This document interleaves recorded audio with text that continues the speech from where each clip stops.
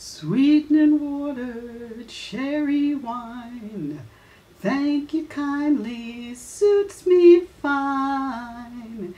Kansas City, even Caroline, that's my honeycomb. And any place I hang my hat is home. Hi everybody, welcome to Sunday with Ally, the last Sunday with Ally for the year 2012. It is December 30th, just the day before New Year's Eve, and then we'll have New Year's Day in 2013. But I am so happy to be here with the Barbra Streisand Videocast because we are almost coming close to our anniversary. We started about a year ago. I think it was January. I'm going to have to double check that. But welcome to Sunday with Ally. And I hope you all have had a wonderful holiday season and have been enjoying yourselves and going out to see the guild trip. And of course, I know my friends in Europe and overseas have not been able to see it because Paramount is mucking around with the release. But for those of us here in America, keep going to the theater. Now, I wanted to tell you, last night we had our annual, actually it's not really annual, we decided to make it an annual Barbra Streisand South Florida fan get-together, hosted by my good friend John McCackern and Simon Abramovich. And Robin Lippman was there, and Harper Haskell was there, and I was there, and my husband Leslie was there. And Todd Sussman couldn't make it, and Jeff Lynne couldn't make it, but we thought about them. And it was a great time because Streisand fans getting together is always a fun time. And this year has given us lots of opportunities to have Barbra gatherings. Nothing bigger than the Barbra concert tour, where many of us had a chance to get to meet each other if we only knew each other online from the message boards or Facebook. We finally had a chance to get together, and for a lot of us who had known each other from the Barbra reunions back in the 90s, this was a wonderful chance to reconnect. So it has been a really joyous year. And before I get into the year in review, I thought it might be fun to talk a little bit about what's going on news-wise. Now, let's start with the guild trip. The guild trip, now that the reviews have sort of all been coming in, it's pretty much been a, I'd say a 60-40 split. 60% good reviews, 40% not so good reviews. Some people just don't think it's the movie that they were expecting it to be. But on a strictly, person-by-person anecdotal level, I'm hearing from many people who are telling me they love the movie, and they're kind of confused by why the reviews haven't been better. And that is translating into a pretty, poor performance in the box office. And I hate to say this because I feel really stupid. Because not only did I listen to the experts who were telling me how well the movie had been doing in screenings, and how the rating cards were coming back positive. I really thought this film would have a very strong universal appeal, as I told you guys. So I'm a little bit surprised that it hasn't taken off at the box office. Maybe it's the time of year. Maybe it should have been a Mother's Day release. Maybe Paramount did it a disservice by moving it around. Whatever the case, maybe Barbra was away from the screen too long. 16 years since she had a starring role in Mirror Has Two Faces. Some moviegoers get into the habit of going to see people's movies year after year after year. It's like, oh, Meryl Streep's got another movie, I've got to go see it. Meryl Streep's got a movie every year. Barbra has not had a movie every year. So there are people who did not grow up like maybe you or I did, going to see Barbra Streisand movies every year. I remember a time, guys, because I told you last week I turned 56. I remember distinctly, 1970, Al and the Pussycat came out. 1972, we had Up the Sandbox and What's Up, Doc. 1973, we had The Way We Were. 74, we had Funny Lady, For Pete's Sake. I mean, the movies, boom, boom, boom, boom, boom. They were coming one after you got into the habit of seeing Barbara on the big screen. And then Barbara, got rid of all of her contractual obligations to, Ray Stark and First Artist, and became in charge of choosing what she wanted to do, and she chose to do other things. She chose not to make movies one right after the other, and to get more involved in production and directing, and all those things were very, very positive. But now, when she looks back and sees, wow, I only made, 20 movies, that's why. That's why. Because Barbara was not really an actress for hire. She wasn't getting scripts. She wasn't sitting back saying, okay, I'm going to do this movie now, and I'm going to do that movie next, I'll do this one next. No, she was plotting and planning and creating her own products. She's actually been much more productive and fruitful as a recording artist. As a recording artist, we've had an album almost every year, every other year, the most. So anyway, so the Guilt Trip, I'm not going to live or die on whether or not this film is a huge box office success. And let me make this point extremely clear, okay? And this I do believe. The financing for Gypsy is already in place. They are going ahead with Gypsy in 2013. The box office success, failure, mediocrity, whatever you want to call Guilt Trip, will not affect Gypsy one iota. And anybody who tells you that is full of it. Okay? Okay. Now, we did get a little bit of information. Richard J. Alexander, who was, co-directed Barbara's Brooklyn concerts and all the whole concert tour, mentioned on Facebook that he was having a meeting last night with Il Volo. Now, could that mean that he's meeting with Il Volo to find out their availability for doing future concerts? Is Barbara thinking about doing something overseas in some other foreign dates in the beginning of 2013? Don't know. But I put it out there for you guys just to let you know this is what's being talked about. This is just being muttered. Now, last Sunday, we also got the first airing of the Piers Morgan interview. And the Piers Morgan interview was quite good. I thought Barbara was very, very relaxed. I liked, especially when they showed clips of her and we watched her reactions to seeing the clips. It was hilarious when they showed the clip from Yentl of her singing "Papa, Can You Hear Me?" And Barbara was wearing an outfit very similar to that, to Anshul's outfit. I thought that was hilarious. And Barbara even laughed about it. And I thought some interesting stories came out, the business about Marlon Brando and her saying to him, I'll go on a day trip with you, Marlon, but I won't spend the night with you, because she was too much of a nice Jewish girl to do something like that. I thought that was very, very cute. I didn't get any great revelations from the Piers Morgan interview. I was hoping for more. I do think that the NPR interview from a show called Fresh Start, if you haven't listened to that one, that's a really good interview. And of all the current interviews that Barbara's done, that one seemed to me to have the most revelatory information. By the way, the noise in the background is the dishwasher, so sorry about that. I need my sound people here to fix these things. Now, since I mentioned last night was our Barbra Streisand fan gathering, you could say we were getting together for Jason's birthday, which we did celebrate a little bit. When we pulled out a cake and sang happy birthday, we sang happy birthday to Jason Gould and to me, because my birthday was the 27th.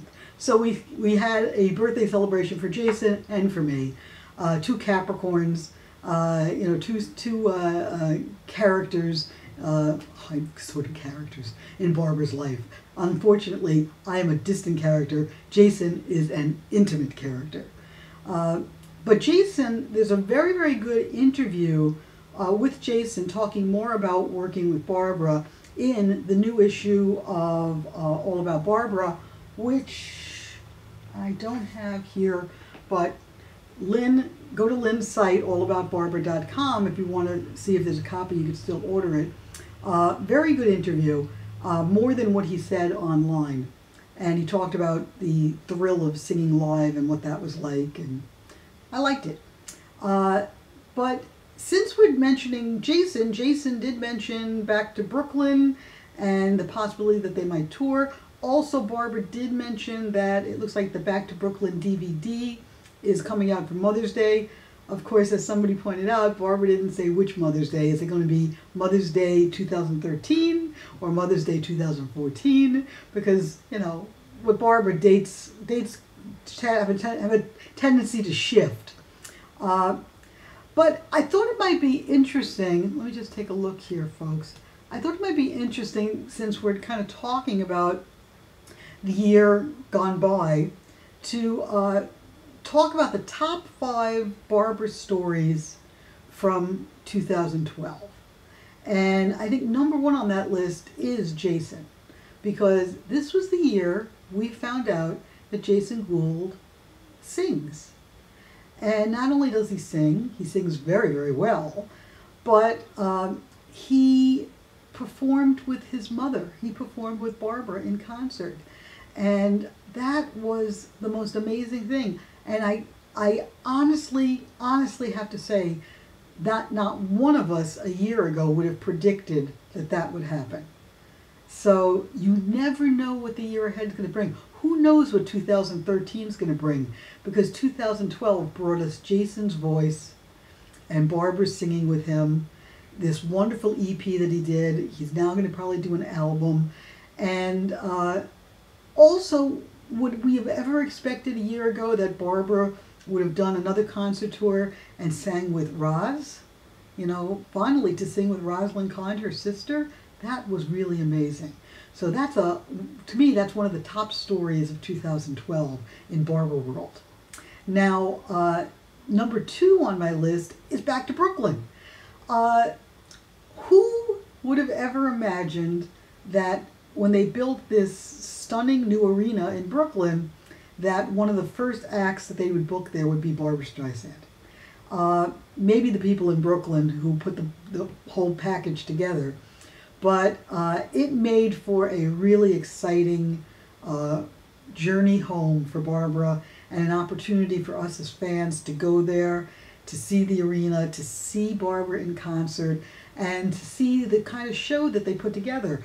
I think it was a terrific show. I think it was actually in some ways superior to 2006. In fact, I was talking to my friends last night about that, and we all were kind of agreeing that this concert tour, this Back to Brooklyn tour, was really, really good. You know, we might have made a few cuts here and there, maybe a little less Chris Bodie, but to have Jason, to get Roz, and to get Barbara singing so well and doing such a wonderful variation, to do the Gypsy medley, I mean, that was stunning. So kudos to Barbara, kudos to Richard J. Alexander, kudos to Marty Ehrlichman and the entire Barbara team for coming up with the idea and putting the whole show together and making it such a huge success. One of the high points of my year, certainly, was going back to Brooklyn to see Barbara.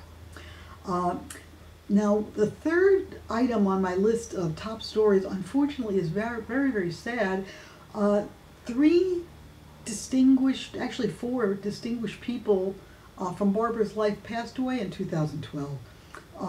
Marvin Hamlish, Arthur Lawrence, Phyllis Diller, Donna Summer. I didn't even mention Mike Wallace. These are people that all had some influence on Barbara's life, and sadly they're all gone. Donna and Marvin died way too young, and their deaths had to have a dramatic effect on Barbara, at least as far as what she's thinking about, as far as what she wants to do with her life in the time she has left. I mean, I think it's naive to think that you don't think about those things, because I think you do. So it was kind of a sad year. And supposedly, I haven't seen it, folks, but in the People magazine year-end review, Barbra, they got the quote from Barbra about Donna Summer, but apparently Barbra wrote even more. So you might want to pull, buy a copy of that and see what Barbra actually had to say, because she goes into a little bit more detail about her relationship with Donna Summer. So that was number 3 on my list. Number 4 on my list, and this is major, major news, and I really don't even mean to put it at the bottom of the list, but 2012, Barbra re-signed her contract with Sony Records, and with Columbia Records rather, and Sony, which means that we are assured Barbra music for probably the rest of her career on Columbia Records, and that's great. And then we got Release Me, this fantastic album with music from the vault, music we had never heard before. I mean, there were a couple of songs we had got bootlegs of, but, to hear I Think It's Gonna Rain Today, and Lost in Wonderland, and If It's Meant to Be, these were fantastic new songs to us. Willow Weep for Me, Being Good Isn't Good Enough, which has already become a Barbra standard. I mean, what an amazing collection Release Me is. Kudos to Jay Landers for that one. And the promise of more Release Me's to come. Oh, this is Bailey. This is my little dog Bailey. Can you see her? So that was really, really exciting. And then in the midst of the Columbia announcement was also the news that we're going to get this 12 DVD set. We don't know when, but when it comes out, it's going to be probably Funny Girl to Funny Lady, happening in Central Park, the David Frost Show, maybe Just for the Record, the video. We're going to get a whole bunch of stuff that we never got before, so that's really, really exciting. And then there's the future, folks. That's number 5 on my list, the future. Whatever happens with Guilt Trip, we now know for certain Barbra has got more movies lined up. She's definitely going to do Gypsy, and I know I keep saying that, but I mean it.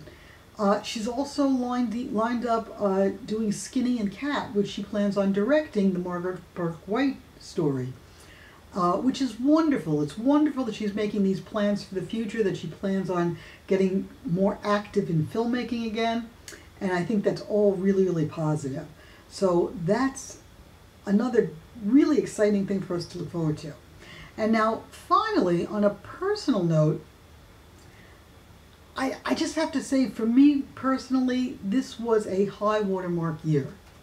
Because even amid all of my problems, my mishigas, my tsuras with my health and my medical issues, which I think you all know about, I got to meet Barbra. I got to finally meet Barbra Streisand.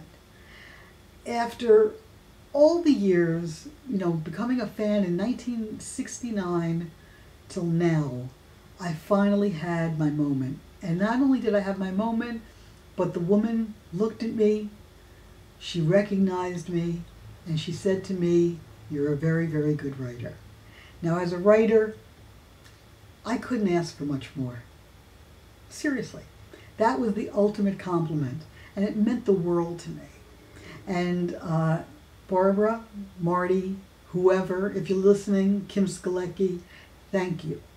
Thank you for helping to make that happen. And thank you for acknowledging me after all of these years. Like I said, it was a dream come true. And Barbra couldn't have been sweeter, nicer, friendlier, warmer, and more sincere. And, that means a lot. It really, really does. 2012 was also a big year for the fans because we got together and we put together Barbra Memories. This is a book unlike any other book. This is the book of Streisand fan stories of how we found Barbra, why we love her, and what she means to us. And this book was a labor of love. It was put together in record time, 4 months. Thank you again to my cohorts, Stephen Baxter and Todd Sussman, who helped me get it together. And I'm extremely proud of this book. I'm really, really proud that so many people have commented to me how much they liked the book and how thrilled they were to be involved in it. And even if they weren't involved telling their story, they have enjoyed reading it over the holiday. I just got a couple of emails from people who've read it and they really liked it. And I am really very, very happy that I got to meet so many people, you know, in a variety of ways, over the internet, by phone, to talk to me about the book and to tell me their stories. So that was a really great thing that happened in 2012, and I'll never forget it. Now, before I go, I do wanted to mention one thing. By the way, you can get Barbra Memories on either thebookpatch.com or eBay. If you go to eBay and you are overseas, and I can ship it direct to you for less money than the book patch will ship it. So if you want to order it there, I recommend it. And it may take a little bit longer because I have to order a copy of the book. They send it to me, I autograph it, and then I send it to you. So it takes a little bit longer, but it's worth it in the long run. Also, you can get this, Between the Grooves. This is the Barbra Streisand Recording Sessions book that I put together. This is still available on the book patch and eBay as well. And hopefully you guys still have maybe some Christmas money, some Hanukkah geld, and you'd like to order some Barbra gifts for yourself, right there. And if you would like to contribute to my ongoing cause and help me out, if you enjoy the video casts and would like to just be supportive of the video casts, please continue doing so, continue tuning in, and if you can make a small donation or large donation, but if you can, you know, support it, I would appreciate it. Go to, there it is, there, nothingsimpossible-project.blogspot.com, and you will see a link to PayPal if you'd like to make a little donation. So I'm going to wrap this up. By the way, I am using a different system now to do the video casts. I was told that it's coming out synced. If it loses synchronization, then there's something wrong with the computer and the software, and I'm going to have to talk to Apple again. But I hope it's not, and I hope you all enjoyed today's show, and we'll tune in next week because we're going to have a lot more to talk about. And in the meantime, let me just tell you this. Go see the Guild Trip! All right? I know, I sound like I'm hawking this thing like I have a piece of the action. I don't. I don't have a piece of the action. But it's a good movie. And I'm sorry that it's not doing better at the box office. So take your friends, take your mom, take your cousins, take your mishpacha. Go see the Guild Trip. You'll be glad you did. And until next week, this is Ally Waldman. Actually, not next week. I'll see you next year with more Sunday with Ally, the Barbra Streisand Videocast. And until then, bye-bye.